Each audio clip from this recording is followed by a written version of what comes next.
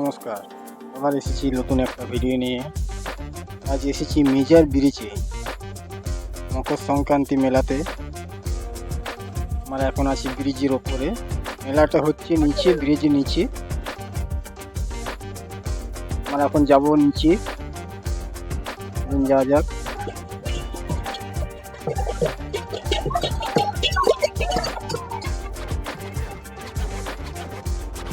আমরা খুব কাছে চলে এসেছি।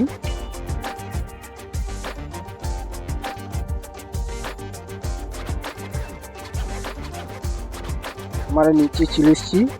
এখন এসেছি মথুরাচণ্ডী মেলা।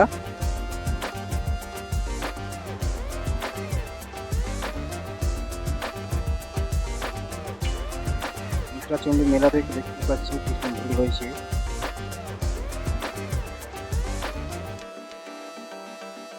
এই যে দেখছেন, এটা মথুরাচণ্ডী মেলা। চলুন দিকে যাওয়া যাক।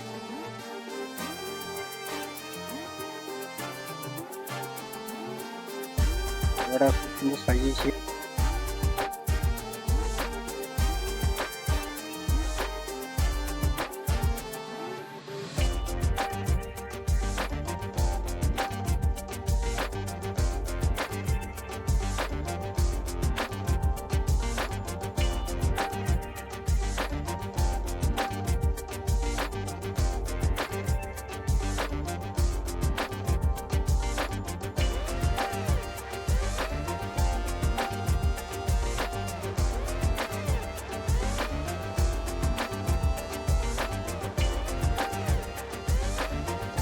আমরা এখানে দাদাকে এখানে পেয়েছি মথুরাচণ্ডী মেলার সম্বন্ধে কিছু কথা জানার জন্য। এখন জানা যাক দাদার কাছ থেকে কিছু কথা।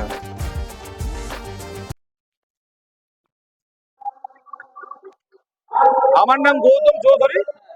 আমি বর্তমান কমিটির সম্পাদক, সেক্রেটারি মথুরাচণ্ডী মন্দির কমিটি। তো আজকে এই বেশভূষা যে আমার বাবা মারা গেছেন গত 8 দিন আগে, যার জন্য আমি আপনাদের রিকোয়েস্ট এতদূর পর্যন্ত এসেছি, মন্দিরে ঢুকিনি। আর এইরকম একটা পোশাক করে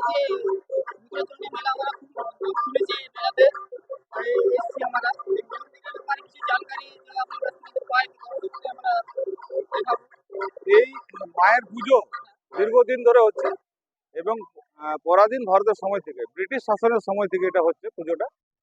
এবং এই পুজোটা মোটামুটি 100 বছরের বেশি হয়ে গেল।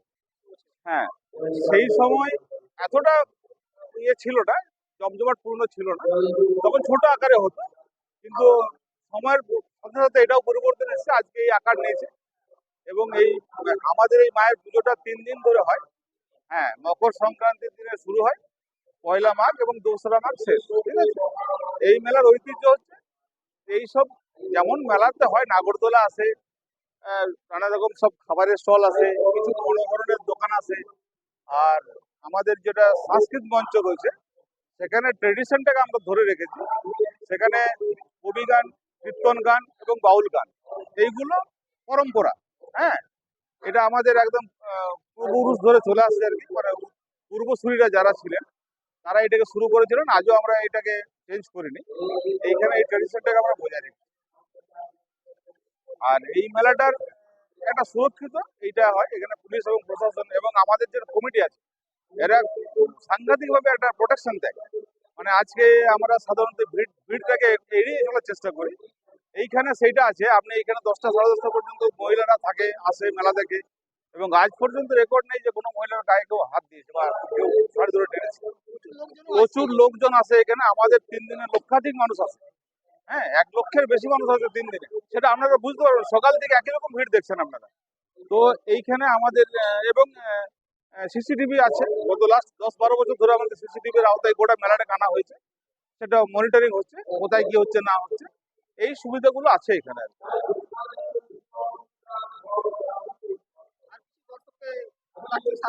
দর্শককে বলবো আপনারা আসুন, এখানে মেলা দেখুন, উপভোগ করুন, একে অন্যের সাহায্য করুন। ঠিক আছে, এটা তো দেখুন একটা মিলন ক্ষেত্র। আপনাকে যদি আমি হেল্প না করি তাহলে আপনি আরেকজনকে হেল্প করবেন কিভাবে? 1 নম্বর কথা, কেউ কাউকে ডিস্টার্ব করো না। এবং আমাদের সবচেয়ে বড় রেস্ট্রিক্টেড হচ্ছে যে যারা এখানে দোকান বসানো নিয়ে বসেছে তাদেরকে ডিস্টার্ব করা চলবে না। ওনারা 2 টাকা 10 টাকার জন্য পরিবার ছেড়ে এখানে এসেছে। অতএব ওদের মানসিকতাটাকে আমাদের ভাবতে হবে। তাদের এই ঠান্ডাতে একটা নদীর ধারে এসে বসে আছে তারা 3 দিন 4 দিন ধরে, আজকে 4 দিন আগে তারা এসে পরে দোকান সাজাচ্ছে। এবারে কেউ যেন ডিস্টার্ব না করে এই ইনফরমেশনটা আমরা দিই এবং আমরা প্রত্যেকে এখানে বলি। এবং আমাদের আজকে মকর সংক্রান্তিতে প্রায় 20 থেকে 22,000 মানুষ খিচুড়ি প্রসাদ খান। ঠিক আছে, আমাদের পাশেই হয় খিচুড়ি প্রসাদটা। এটা এখানে ওনারা আসেন এবং খিচুড়ি প্রসাদ খান মায়ের। এটাও খুব আনন্দদায়ক, মানুষ অনুদান দেন এবং তারা এসে দেখেন যে হ্যাঁ, সত্যি করে এখানে মানুষ খায়, এনারা করে। কমিটিটাকে নিয়ে সেই হিসেবে খুব গর্বের একটা কথা বলতে হবে। আমাদের কমিটিতে এই ইউনিট আছে এবং লোকাল যেটা প্রশাসন এবং পুলিশ উভয়েই খুব হেল্পফুল।